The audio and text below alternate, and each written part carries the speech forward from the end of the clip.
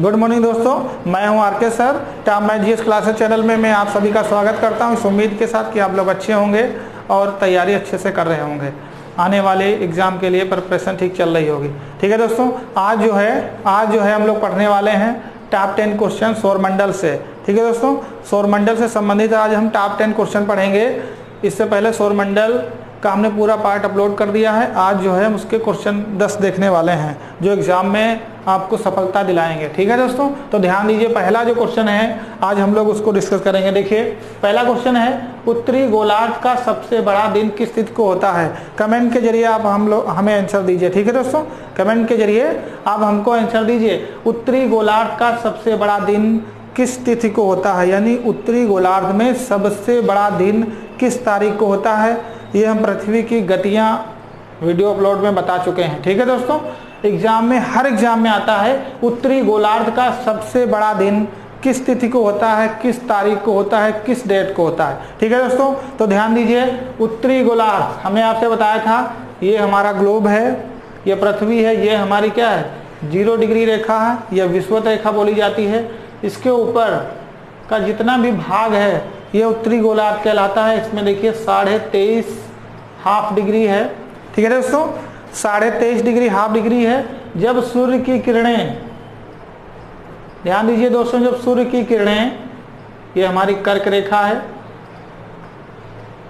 जब सूर्य की किरणें कर्क रेखा पर लंबवत या तिरछी पड़ती हैं, ठीक है दोस्तों, कर्क रेखा पर, उस दिन उत्तरी गोलार्ध में 21 जून का दिन होता है और उसी दिन उत्तरी गोलार्ध में सबसे बड़ा दिन होता है। ठीक है दोस्तों, उत्तरी गोलार्ध का सबसे बड़ा दिन किस तारीख को होता है 21 जून को। तो पहले क्वेश्चन का आंसर है उत्तरी गोलार्ध का सबसे बड़ा दिन किस तिथि को होता है। तो उत्तरी गोलार्ध का सबसे बड़ा दिन 21 जून को होता है। ठीक है दोस्तों, उत्तरी गोलार्ध का सबसे बड़ा दिन 21 जून को होता है। इसी के विपरीत देखिए, नीचे 23.5 डिग्री हाफ में मकर रेखा है। ठीक है दोस्तों, 23.5 डिग्री हाफ में मकर रेखा है और मकर रेखा पे होता है, इधर देखिए, इधर होता है 22 दिसंबर, जिस दिन 21 जून को, ठीक है, 21 जून को इधर बड़ा दिन होगा तो इधर क्या होगा, उसी दिन सबसे छोटा दिन होगा उत्तरी गोलार्ध में। तो उत्तरी गोलार्ध का सबसे बड़ा दिन 21 जून को होता है और दक्षिणी गोलार्ध में सबसे बड़ा दिन 22 दिसंबर को होता है। तो पहले वाले क्वेश्चन का आंसर है 21 जून। ठीक है दोस्तों, यानी उत्तरी गोलार्ध का जो सबसे बड़ा दिन है वो 21 जून को होता है, ध्यान रखिएगा। ठीक है दोस्तों, आगे देखिए।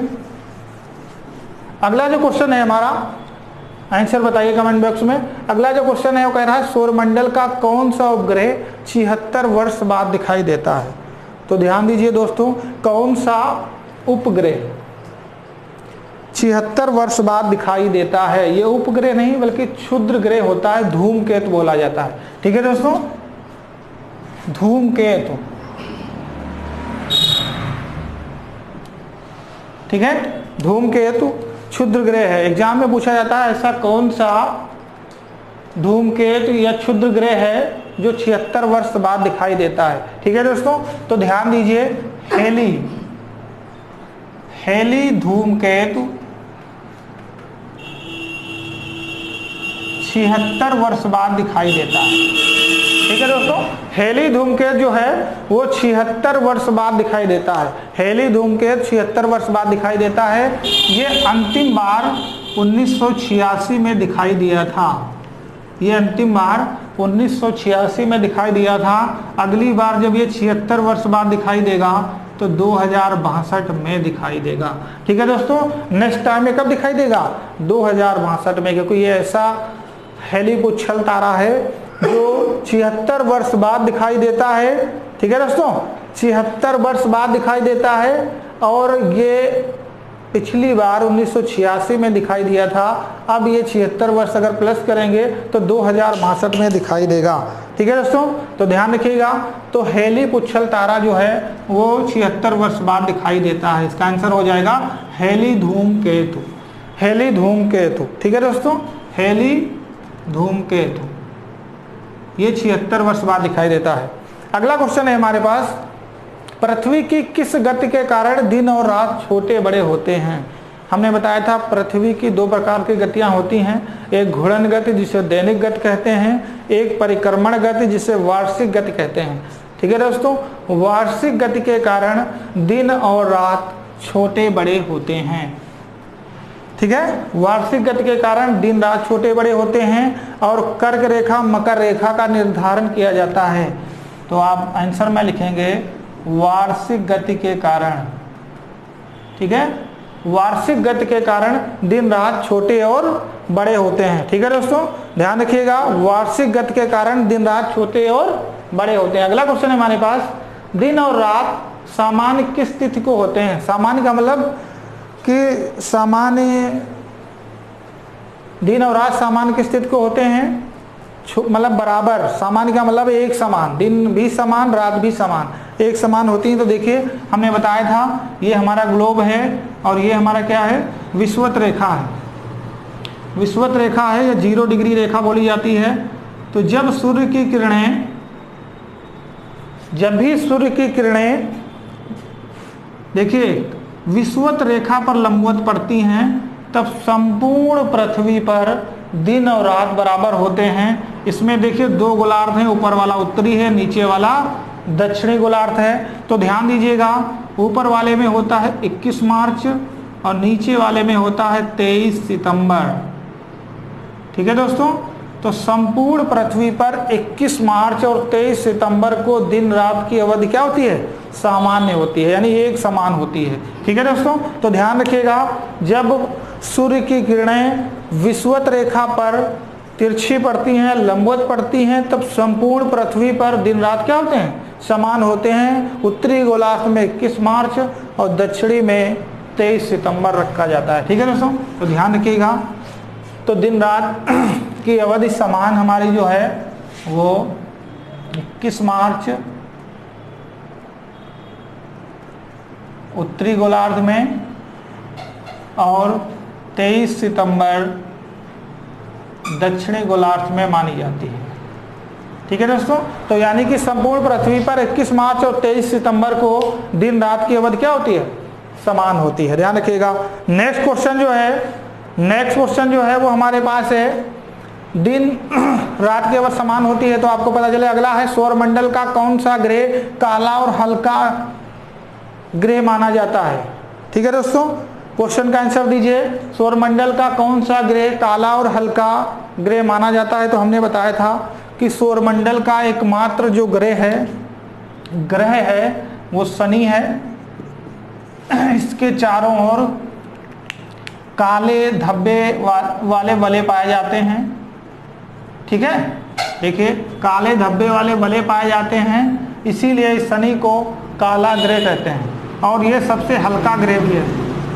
ठीक है दोस्तों, तो शनि जो है वो हल्का और काला ग्रह भी कहा जाता है। तो ध्यान दीजिए, इसका आंसर हो जाएगा सबसे हल्का और काला ग्रह जो है वो शनि है, सैटर्न है। ठीक है दोस्तों, शनि ग्रह सबसे काला और हल्का ग्रह कहा जाता है, तो इसका आंसर हो जाएगा शनि। ये ऐसा ग्रह अगर पानी में डिबो दिया जाए तो तैरने लगता है। ठीक है दोस्तों, पानी में डिबोने पर तैरने लगता है, तो कौन सा ग्रह, यह भी एग्जाम में क्वेश्चन बनता है, तो आपका आंसर हो जाएगा शनि। ठीक है, अगला क्वेश्चन है जो आपके लिए, किस ग्रह को लेटा हुआ ग्रह कहा जाता है। बहुत सिंपल क्वेश्चन, हर एग्जाम में आता है, आपको नंबर दे जाता है। कौन सा ग्रह लेटा हुआ ग्रह कहा जाता है। तो ध्यान दीजिए दोस्तों, तो आपका जो ग्रह है अरुण, ये अपने अक्ष पर 90 डिग्री झुका हुआ है। कितना झुका हुआ है, 90 डिग्री। देखिए 90 डिग्री जब ये झुका हुआ है तो बिल्कुल लेटा हुआ, जैसे लाइन लेटी हुई होती है तो ये बिल्कुल लेटा हुआ ग्रह दिखाई देता है।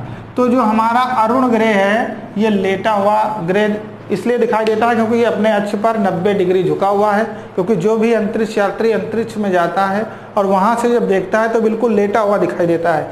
तो अरुण ग्रह लेटा हुआ ग्रह कहा जाता है क्योंकि ये अपने अक्ष पर 90 डिग्री झुका हुआ है।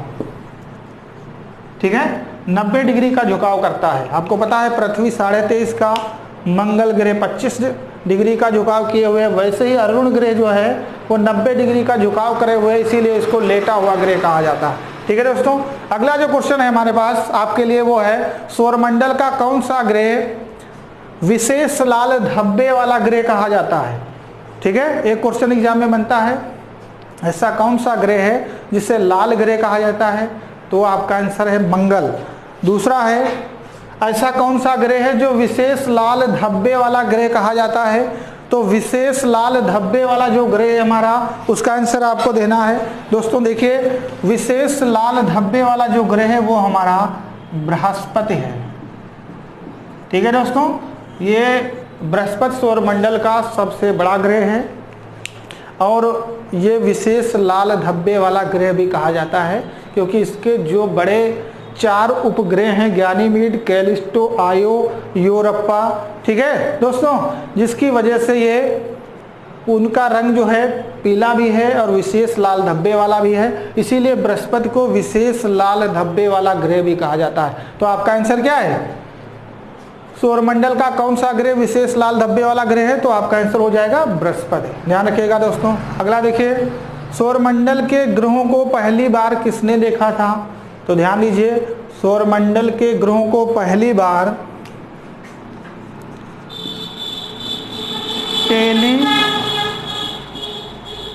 टेलीस्कोप के माध्यम से गैलीलियो ने देखा था। ध्यान रखिएगा दोस्तों, सौरमंडल के ग्रहों को पहली बार किसने देखा था, तो टेलीस्कोप यंत्र है उसके माध्यम से गैलीलियो ने पहली बार इसे देखा था। तो ध्यान रखिएगा कि पहली बार सौरमंडल के ग्रहों को किसने देखा था, तो टेलीस्कोप के माध्यम से गैलीलियो ने इसे देखा था। ठीक है दोस्तों, गैलीलियो ने इन ग्रहों को देखा था। तो गैलीलियो ने शनि तक के ग्रहों को देखा था। ध्यान दीजिए, गैलीलियो ने देखा था बुध, शुक्र, पृथ्वी, ठीक है दोस्तों, मंगल, अरुण, पृथ्वी, मंगल, बृहस्पति, शनि, इन ग्रहों को टेलीस्कोप के माध्यम से गैलीलियो ने देखा था। गैलीलियो ने देखा था। ध्यान रखिएगा दोस्तों, बुध, शुक्र, पृथ्वी, मंगल, बृहस्पति, शनि, इन ग्रहों को गैलीलियो ने टेलीस्कोप के माध्यम से देखा था। आगे हमने बताया था कि जो अरुण है और वरुण है, 2 ग्रह जो हमारे बचते हैं, तो अरुण ग्रह को पहली बार देखा था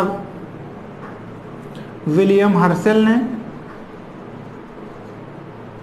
ठीक है दोस्तों, 1781 में, और वरुण को 1846 में देखा था जॉन गाले ने।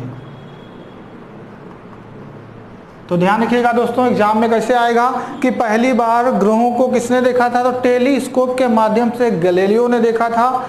ये उनके द्वारा देखे गए जो ग्रह हैं वो बुध, शुक्र, पृथ्वी, मंगल, बृहस्पति, शनि हैं। उसके बाद जो अरुण ग्रह है इसको देखा विलियम हर्शेल ने, इसकी खोज भी की थी विलियम हर्शेल ने, और 1846 में वरुण ग्रह की खोज जॉन गाले ने की थी। तो ध्यान रखिएगा, तो पहली बार ग्रहों को किसने देखा था, गैलीलियो ने, आपका आंसर हो जाएगा। ठीक है दोस्तों, अगला जो क्वेश्चन है आपके लिए, ध्यान रखिएगा, सौर परिवार का सबसे गर्म ग्रह कौन सा है, गर्म ग्रह, सौर परिवार का सबसे गर्म ग्रह कौन सा है, तो ध्यान रखिएगा, सौर परिवार का सबसे जो गर्म ग्रह है वो आपका शुक्र है।